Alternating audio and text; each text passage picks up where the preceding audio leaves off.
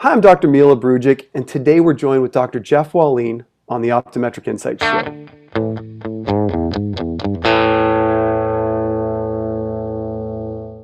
That's unbelievable, Jeff. Again, another example of a dinner creating a positive influence and a trajectory in the right direction. So Jeff, you've really contributed to the professional lot.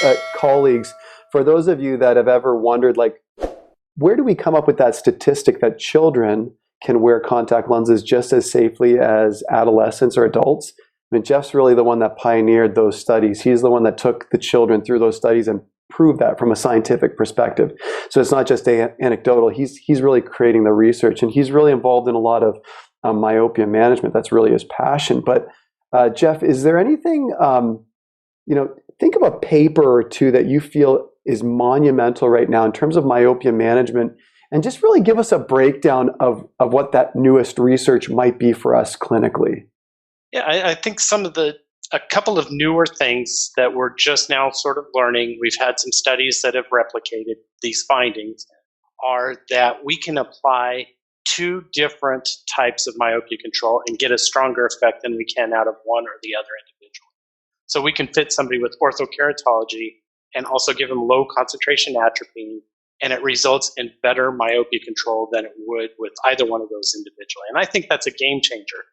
And the reason I say that is there are some patients where you apply a single therapy to, and either the doctor's too nervous or the parents are too nervous and they think they need to do something else. Mm-hmm. Well, I don't think we should change the treatment, because we're just as likely to change it to something that doesn't work as well as we are to change it to something that works better.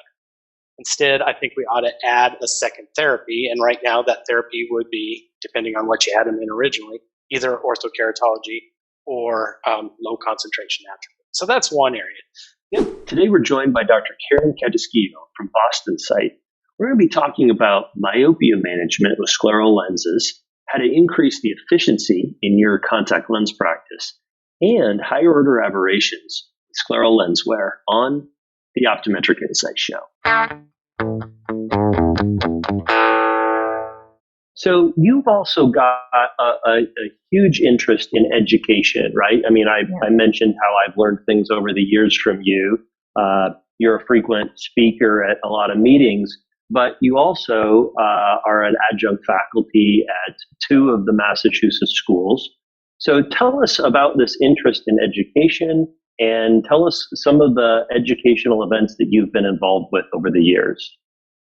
So, education really starts at the core of my family. So I come from a family of educators, two teachers in the house. My father is a math professor.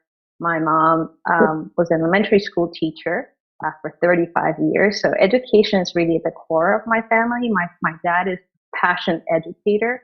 And then I learned to appreciate, growing up, with the power of education, the fact that we can make a difference.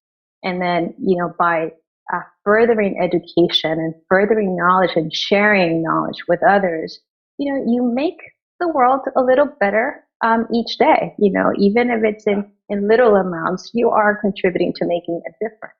And so that has always been part of who I am. I think it's in my DNA, and I've always had an interest. I've been doing this form of education even during my PhD, my chemistry years, from TAs, in the lab, to teaching at Kaplan, teaching future medical school students their chemistry courses to take the MCAT.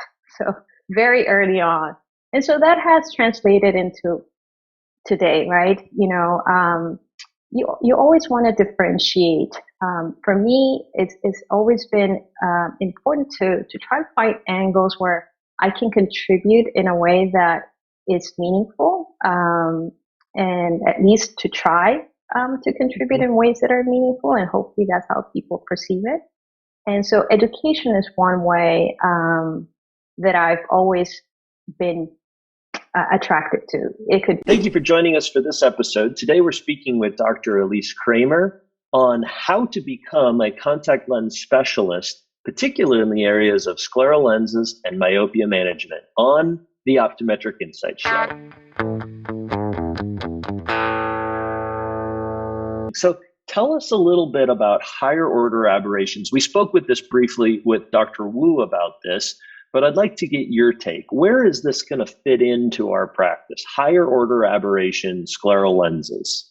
Yeah, I think this is a great technology. I don't think we're quite there yet, but I'm looking forward to it because I do have a lot of patients, for example, with keratoconus. Those people have vertical coma, and unfortunately, we can't neutralize all of that with a scleral lens right now.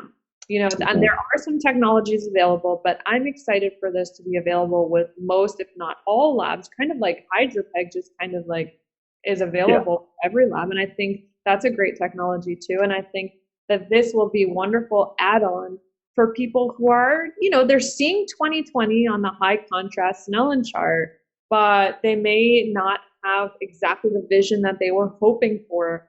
And it's frustrating. And I've seen a lot of patients frustrated with this, and there's only so much we can do with, sphere and cylinder. Do you know what I mean? So, changing, basic fitting on a scleral lens. So I'm looking forward to having that technology and for it to be available at all labs.